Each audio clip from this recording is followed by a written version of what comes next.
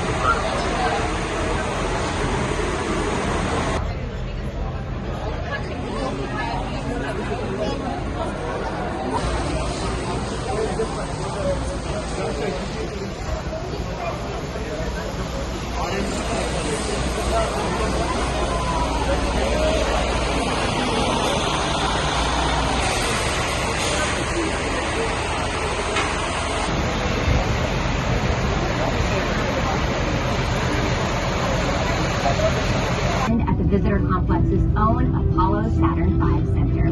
But before we begin this journey, just like every NASA mission, our #1 goal is to return home safely. So always stay seated while the bus is in motion. Humans into space.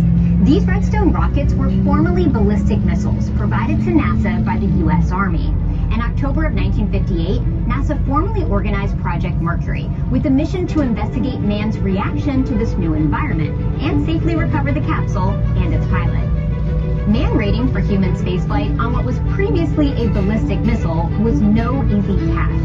After several modifications and test flights, a Mercury capsule carrying Ham, a chimpanzee, was successfully launched and recovered on January 31st, 1961. Just months later, on May 5th, astronaut Alan Shepard launched on a Mercury Redstone rocket, becoming of exploration since the 1960s.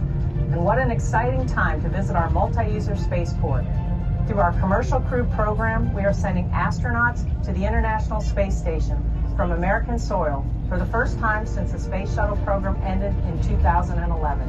We're continuing to launch new research experiments and supplies to the space station with our commercial resupply services and launching the most technologically advanced scientific instruments to date into space through our Launch Services program.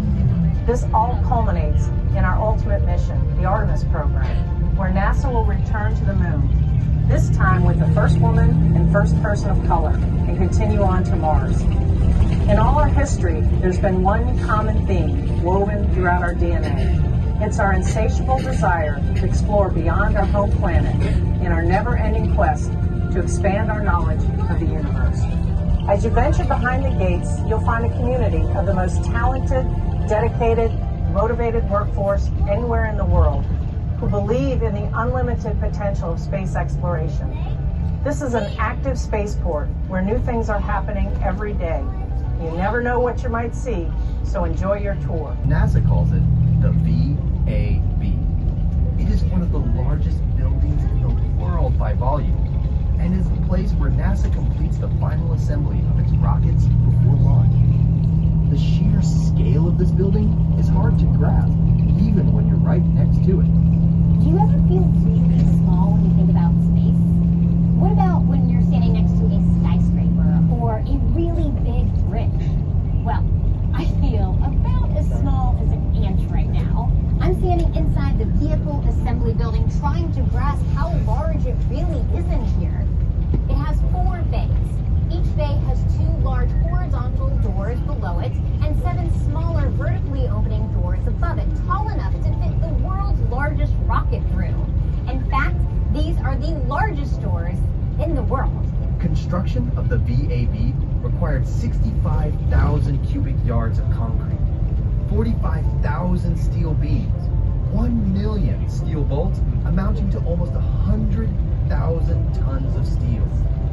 Notice the flag painted on the outside of the VAB? It's the size of a 21-story building.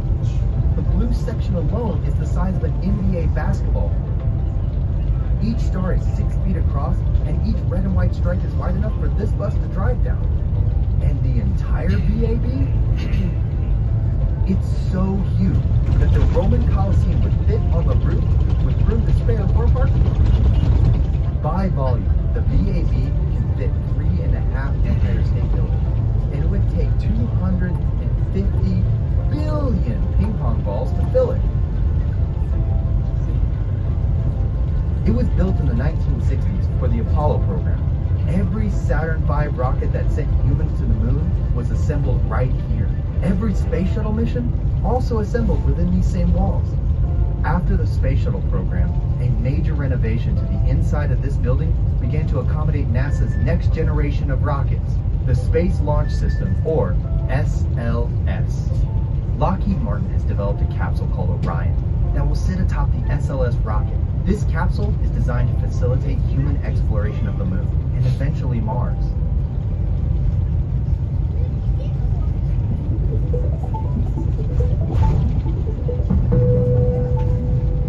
Take a look at the 4-story building with the slanted windows as we drive through this area. This is the Launch Control Center, where launch directors and their teams oversee every rocket that lifts off from KSC and give the final go or no-go. I'm inside the LCC with Charlie Blackwell-Thompson, NASA's first female launch director. Now, Charlie, can you tell us a little bit more about what a launch director does? Absolutely. The launch director's job during the planning phase is to ensure that you have everything in place that you need to safely and successfully launch the Artemis missions. That includes things like your requirements are set, your launch commit criteria are understood, your procedures are ready to go, and your team is trained. The folks that sit in this room on launch day, they have a tough job, and that's to determine if the flight and the ground systems are go or no-go. And I depend on them to make those calls on launch day. Yeah, makes sense. So I hear that you're going to be the launch director for the inaugural flight of SLS with Artemis 1. Can you tell us a little bit more about the mission of the Artemis program? Well, the Artemis program, Artemis is actually named for the twin sister of Apollo. And so if you think about all that we did during the Apollo program, how amazing that was, it seems so appropriate that as we return to the lunar surface, we return to the moon, that we go under the banner of Artemis, the twin sister of Apollo. And while there are similarities in our program, there are also differences. This time our trip to the moon will be on a brand new rocket known as the Space Launch System, or SLS, carrying the crews in the Orion spacecraft. What is the goal or purpose of sending humans to the moon again? Well, the moon is a treasure trove of science and discovery. And so there's so much to learn from the moon. We're still learning. The beauty of what we're doing today is that instead of going for a short trip, we're going to stay.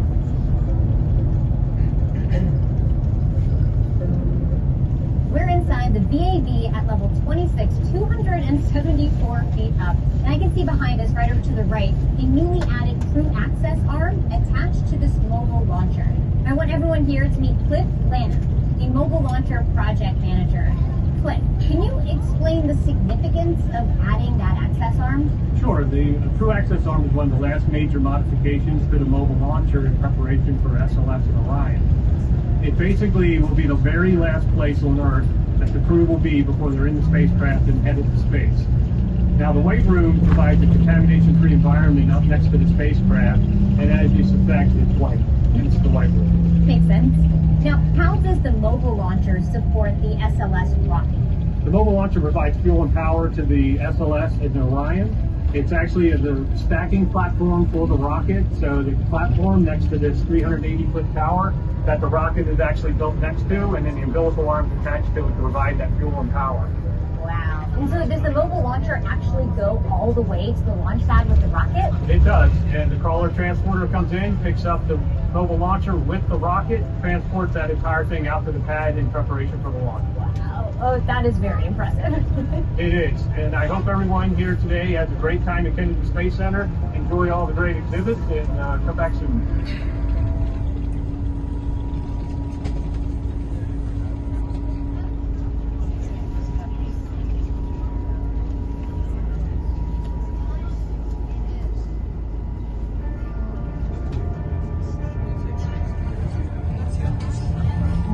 known for dreaming big, and big dreams require big equipment.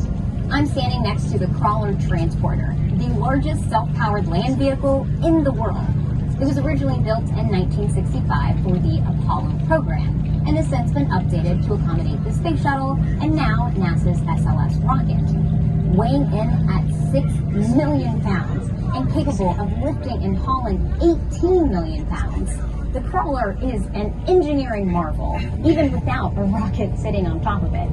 This thing has 2,750 horsepower V16 diesel engines that can carry the Crawler up to a top speed of, wait for it, 1 mile per hour while carrying a rocket.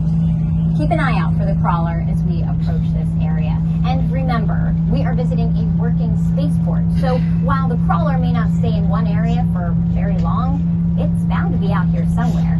Now, let me introduce you to my friend John Giles, the Crawler project manager. I'm standing in front of Crawler Transporter number 2 at the Kennedy Space Center. Crawler Transporter number 2 will be used for the SLS program to take the launch vehicle back and forth to the pad. We will begin by going underneath the mobile launcher. We'll pick it up, we'll take it over to the VAB.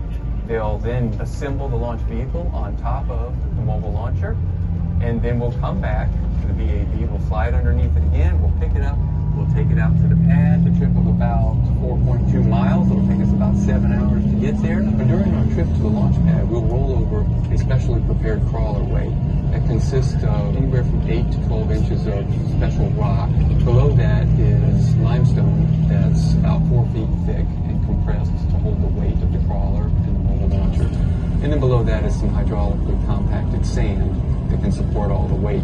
And then once we're there, we'll drop it all off. And a few days later, there'll be a launch. We'll come back, we'll pick the mobile launcher up, and we'll bring it back to the VAB to start the process all over again. With 50 years and some 3,000 kilometers or 2,000 miles on the clock, NASA expects the crawlers to be in operation for at least another 3 decades. How cool is that? The latest refurbishment is complete, and preparation is well underway for the first SLS mission. The crawler will be doing what it was originally designed to do once again, which is moving rockets.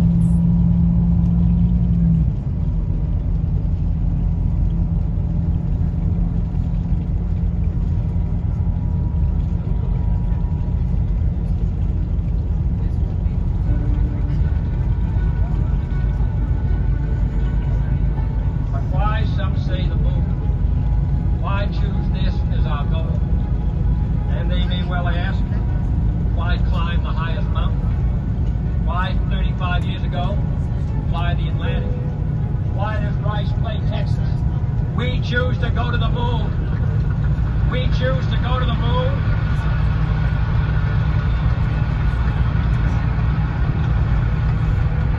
We choose to go to the moon in this decade and do the other things.